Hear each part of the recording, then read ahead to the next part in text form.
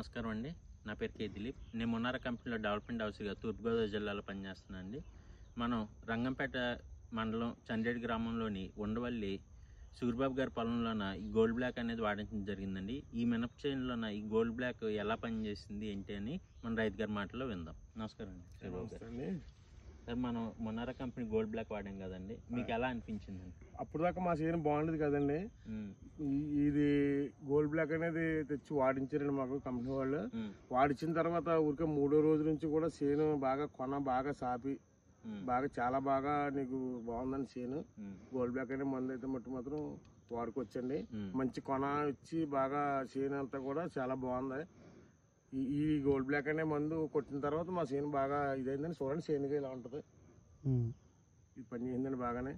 మందు అయితే రైతు సోదరులందరూ కూడా దీన్ని వాడుకునే మందు, ఇది వాడుకోవచ్చండి. ఓకే, థ్యాంక్ యూ అండి.